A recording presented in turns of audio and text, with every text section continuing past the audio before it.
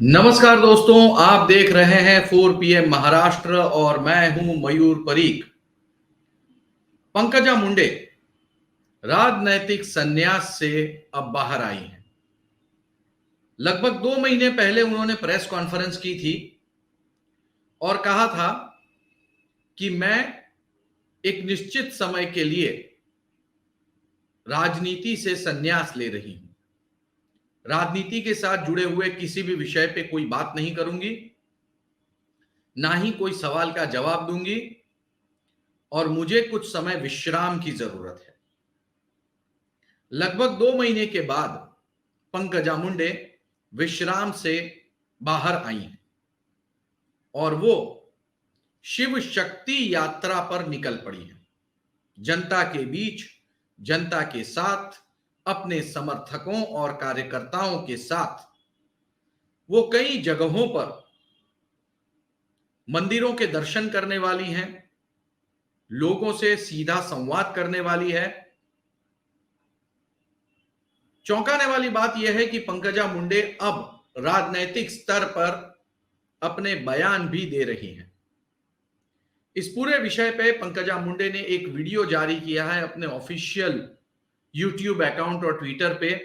पहले वो वीडियो के कुछ अंश देखते हैं और फिर पंकजा मुंडे ने जो बयान दिए हैं जिससे बीजेपी की रात की नींद खराब हो सकती है, उस पर डिटेल में बात करेंगे, लेकिन पहले ये वीडियो।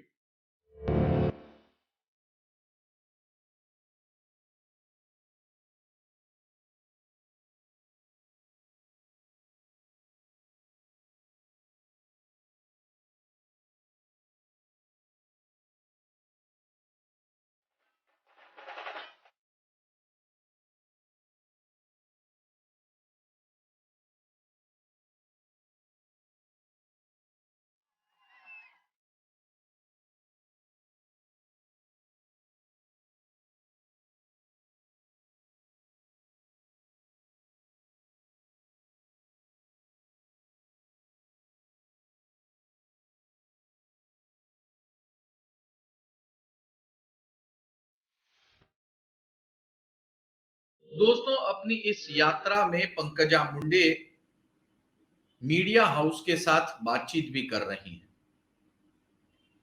मीडिया हाउस के साथ की हुई बातचीत में उन्होंने कई सारे कंट्रोवर्शियल विषय के ऊपर अपनी बेबाक राय रखी है, जिससे निश्चित तौर पर भारतीय जनता पार्टी की नींद खराब हो सकती है। पंकजा मुंडे ने जब यह यात्रा शुरू की है तो उसके साथ में भारतीय जनता पार्टी का नाम नहीं लिया है।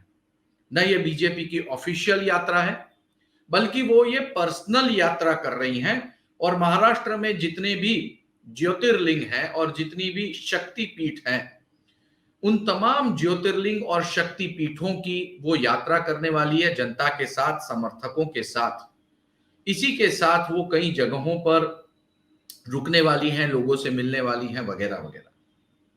तो पंकजा मुंडे आखिर जब राजनीति से बाहर आई तो सीधे जनता के बीच गई हैं, तो एक बात पक्की है कि उन्होंने कुछ ना कुछ तय कर रखा है।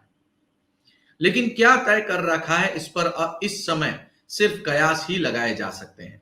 कुछ दिन पहले रक्षाबंधन के मौके पर उनके भाई धनंजय मुंडे उनके निवास स्थान पर पहुंचे थे और पंकजा मुंडे से राखी बंधवाई थी। पंकजा मुंडे के ये भाई ही पंकजा मुंडे के लिए एक चुनौती बने हैं बीड़ में, जिसकी वजह से उनका राजनीतिक रास्ता जो है वो बहुत बड़े पैमाने पर कट चुका है।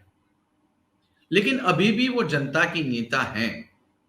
उनके पास गोपीनाथ मुंडे इनकी लीगेसी है, मुंडे ये सरनेम है और एक कास्ट वीविंग है। पार्टी के भीतर उनकी पकड़ है, कार्यकर्ताओं के बीच पकड़ है।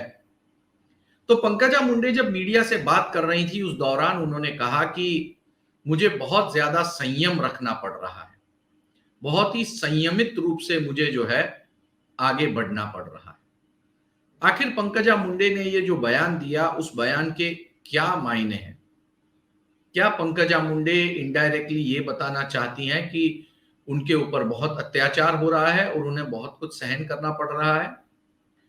या फिर पंकजा मुंडे पहले आइसोलेट हो गई, अब जनता के बीच गई, तो बहुत जल्दी पंकजा मुंडे कोई ऐसा कदम उठाएगी जो किसी ने सोचा नहीं होगा। महाराष्ट्र की राजनीति में इन दिनों ऐसा बहुत कुछ चल रहा है, ऐसी बहुत सारी चीजें चल रही हैं जिनको लेकर अभी भी सिर्फ कयास ही लगाए जा रहे हैं कि आगे क्या होगा।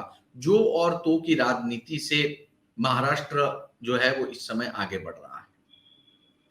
पंकजा मुंडे ने अपने बयानों में ये कहा कि एकनाथ शिंदे जब पार्टी में आए तो वो पार्टी की मजबूरी थी ऐसा लगा, लेकिन अजीत पवार पार्टी में आए इससे एक बात तय होती है कि विपक्ष को खत्म करना है।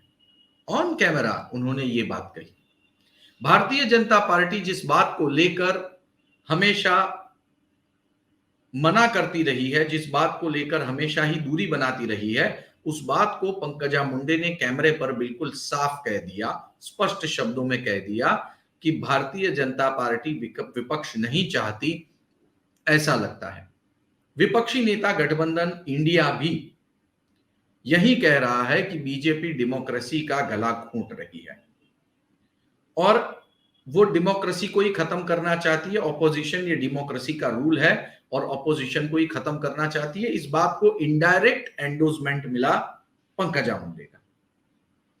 इसी के साथ पंकजा मुंडे ने यह बात भी बताई कि महाराष्ट्र की राजनीति ये पर्सन बेस्ड राजनीति है, पार्टी बेस्ड नहीं। तो आखिर पंकजा मुंडे का इशारा किस तरफ था? पर्सन बेस्ड राजनीति की जब बात की जाती है तो बात आती है बाला साहेब ठाकरे की, उद्धव ठाकरे की, शरद पवार की, क्योंकि ये पर्सन बेस्ड पॉलिटिक्स है और पार्टी बेस्ड पॉलिटिक्स होता है बीजेपी, कांग्रेस और बड़ी पार्टियां। तो पंकजा मुंडे ने जब यह दावा ठोका कि महाराष्ट्र की राजनीति पर्सन बेस्ड राजनीति की ओर हमेशा से आगे बढ़ रही है, तो उसका मतलब उनका इशारा किस ओर है ये आप समझ सकते हैं। पंकजा मुंडे को जो भी कोई फैसला करना हो उसके लिए बहुत लंबा समय है। पहले लोकसभा चुनाव है, फिर विधानसभा चुनाव है, लेकिन मध्य प्रदेश में जब चुनाव की आहट है तो पंकजा मुंडे जहां पे उनकी जिम्मेदारी दी गई है वहां से ब्रेक लेकर महाराष्ट्र में जन यात्रा पे आ चुकी हैं। पंकजा मुंडे जिस तरह से यात्रा कर रही हैं, ऐसा लग रहा है कि बीजेपी को जल्दी या लेट वो शॉक देने वाली है। रह रहकर वो ऐसा कोई ना कोई बयान देंगी या ऐसा कोई कदम उठाएगी जिससे भारतीय जनता पार्टी को झटके मिलेंगे। और अगर ऐसा होता है तो बीजेपी के लिए ये एक बहुत बुरी बात होगी, क्योंकि जो वोट बेस, जो वोट बैंक ओबीसी समाज का मुंडे परिवार के पास है, अगर बीजेपी को उससे हाथ धोना पड़ा या उससे नुकसान हुआ तो इस समय मौजूदा हालात में अगले चुनाव में बीजेपी के लिए मुश्किल हालात पैदा होंगे। बहरहाल पंकजा मुंडे यात्रा पर निकल चुकी हैं। आने वाले दिनों में वो हमें बहुत सारी और खबरें देंगी जो हम 4 PM महाराष्ट्र के माध्यम से आप तक पहुंचाएंगे। आपको क्या लगता है कि पंकजा मुंडे क्या कदम उठाएंगी? इस वीडियो के नीचे कमेंट बॉक्स में जरूर लिखें। वीडियो पसंद आया हो तो लाइक और शेयर करें। चैनल को सब्सक्राइब करना ना भूलें। बहुत बहुत धन्यवाद।